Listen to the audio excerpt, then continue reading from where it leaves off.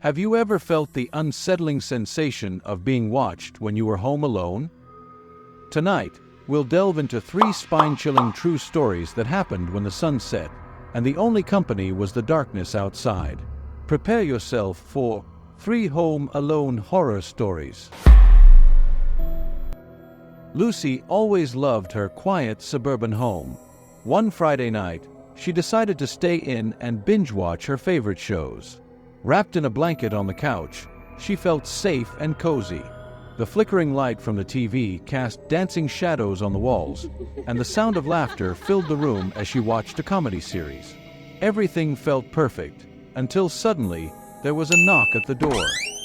She froze, glancing at the clock on the wall. It was past midnight. Who could be knocking at her door at this hour? She hesitated, her heart beginning to race, then tiptoed quietly to the peephole. Through the tiny lens, she saw nothing but darkness. No one was there. A sense of unease crept over her, but she tried to shake it off. Maybe it was just a prank, she thought. Kids playing tricks. As she turned to go back to the couch, the knocking resumed, louder and more insistent this time. Her heart pounded in her chest. She considered her options. Ignore it, open the door, or call for help. Deciding to be cautious, she picked up her phone and dialed her neighbor's number. No answer. She tried again, but still no response. Gathering her courage, she dialed 911, but just as the call connected, the knocking stopped abruptly. The silence that followed was almost more unnerving than the noise. The operator's voice brought her back to reality. 911, what's your emergency? Lucy explained the situation as calmly as she could, her voice trembling. The operator assured her that an officer would be dispatched to her location. She thanked the operator and hung up, then locked all the doors and windows, double-checking each one. She waited in the living room, clutching her phone, eyes darting around the room. After what felt like an eternity, the police arrived. They inspected the area but found no signs of anyone being there. No footprints, no evidence of an intruder. The officer suggested it might have been a prank and advised her to stay vigilant. Lucy nodded, but deep down, she couldn't shake the feeling that something wasn't right. The next morning, as she was leaving for work, she noticed something strange. There were muddy footprints on her porch, leading from her front door into the woods behind her house. Her blood ran cold. Whoever had knocked on her door the night before had been standing there, watching her. That was the last straw for Lucy. She decided to install a security system and motion-activated lights around her house.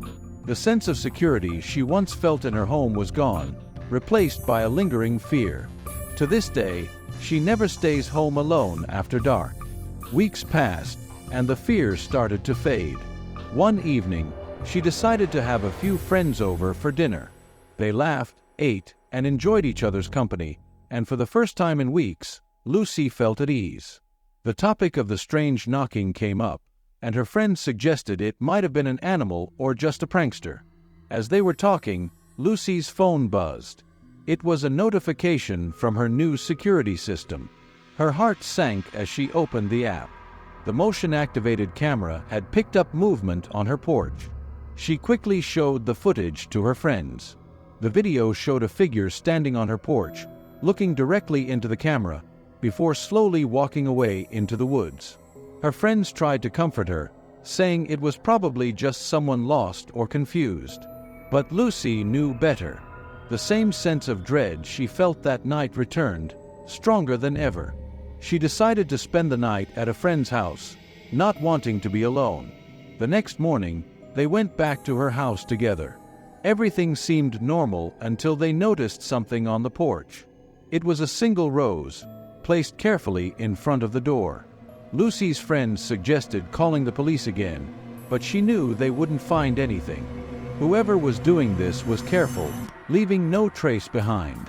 Lucy spent the next few days at her friend's house, trying to figure out what to do. She considered moving, but the thought of leaving her home was heartbreaking. She decided to install more cameras and stay with friends on weekends. The strange occurrences stopped for a while, and Lucy started to feel safe again. Months passed, and Lucy slowly returned to her normal routine. The fear was still there, but it was manageable. One night, she was sitting on the couch, watching TV, when she heard a familiar sound. Her heart raced as she looked at the clock. It was past midnight. She checked the security app on her phone, but there was no notification. She slowly walked to the peephole and looked outside. There was no one there. She took a deep breath and decided to ignore it. She went back to the couch, trying to calm herself. But then, the knocking started again, louder and more insistent. This time, she didn't hesitate. She called 911 and explained the situation. The operator assured her that officers were on their way. She locked herself in the bathroom, clutching her phone, waiting for the police to arrive. When the officers arrived, they found no one outside. They checked the footage from her security cameras, but the porch camera had been disabled. They searched the area but found no signs of anyone being there. The officers suggested she stay with a friend for the night, and she agreed.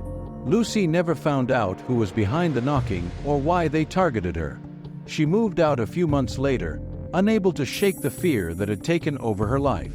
To this day, she wonders what would have happened if she had opened the door that night. Mike had always dreamed of living in the countryside. The idea of a quiet, peaceful life away from the hustle and bustle of the city was appealing. When he found an old farmhouse for sale at a reasonable price, he jumped at the opportunity. The house was perfect, spacious, with plenty of land and a view of the surrounding hills. However, the isolation also meant that help was far away. One stormy evening, Mike was working late in his study. The wind howled outside, rattling the windows, and rain lashed against the roof. He was engrossed in his work when suddenly, the power went out. The room was plunged into darkness, and the only sound was the relentless storm. Grabbing a flashlight from his desk drawer, he decided it was time to call it a night. As he made his way to bed, he glanced out the window and saw a dark figure standing by the tree line, illuminated by the intermittent flashes of lightning. His first thought was that it was a trick of the light, an illusion created by the storm. But as the lightning flashed again, the figure remained, unmoving. Mike's heart raced. Who could be out there in this weather? He shone his flashlight outside, but the beam barely penetrated the darkness. The figure was closer now, almost at the edge of his porch. Fear gripped him. He backed away from the window and hurriedly closed the curtains. The tapping on the window started softly, then grew louder and more insistent. He tried to convince himself it was just a branch, but the rhythmic knocking was too deliberate. Mike locked himself in his bedroom, barricading the door with furniture. The banging on the window continued for what felt like hours, then abruptly stopped. The silence that followed was deafening. He didn't sleep that night, too afraid to close his eyes. The next morning, with the storm having passed, Mike ventured outside to inspect the area. What he found made his blood run cold. There were muddy footprints on his porch, leading from the tree line to his window and back. Worse still, there was a note tucked under his door. In shaky handwriting, it read, "I'll be back when the storm returns." Mike moved out the following week, unable to shake the feeling of being watched. He never found out who, or what, had been outside his house that night. Sarah had always been fascinated by old houses, with their history and charm. When she inherited her aunt's Victorian mansion, she was thrilled. The house was a beautiful relic of the past, with intricate woodwork, grand staircases, and a sense of timelessness. However, it also came with its fair share of secrets. One night, as she was exploring the attic, she stumbled upon a small door hidden behind some old furniture. Curiosity piqued. She moved the furniture aside and opened the door, revealing a narrow staircase leading down to a hidden room. The room was filled with dusty old furniture and a large ornate mirror. As she inspected the room, she felt a chill run down her spine. The air was cold and damp, and she had the uneasy feeling of being watched. She glanced around, but saw nothing out of the ordinary. Her eyes fell on the mirror, and she froze. In the reflection, she saw a shadowy figure standing right behind her. She spun around, but the room was empty. Her heart pounded as she backed away from the mirror. The figure had been so clear, so real. She fled the attic, slamming the door behind her. That night, she couldn't shake the feeling of being watched. She lay in bed, eyes wide open, listening to every creak and groan of the old house. In the middle of the night, she heard whispers and footsteps outside her bedroom door. Terrified, she pulled the covers over her head and waited for the sounds to stop. When she finally mustered the courage to look, the door was ajar, and the attic door was open. The next morning, she ventured back to the attic, armed with a flashlight. The hidden room was just as she had left it, but the mirror was shattered.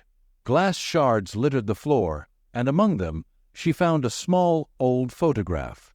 It was of a woman who looked strikingly like her, standing in front of the very mirror that now lay in pieces. Sarah sold the house soon after, swearing she would never return. She never found out who the woman in the photograph was or why the hidden room existed, but the experience left her with a deep, unsettling fear that she would never forget. Remember to always trust your instincts and never ignore that unsettling feeling of being watched. Thanks for watching, and until next time, stay safe and sleep well. Subscribe for more terrifying tales. If you've ever experienced a chilling encounter while home alone or have a horror story to share, whether it's your own or one from a friend or nearby place, I want to hear it. Send your complete story to my email. Your story might just be featured in an upcoming video.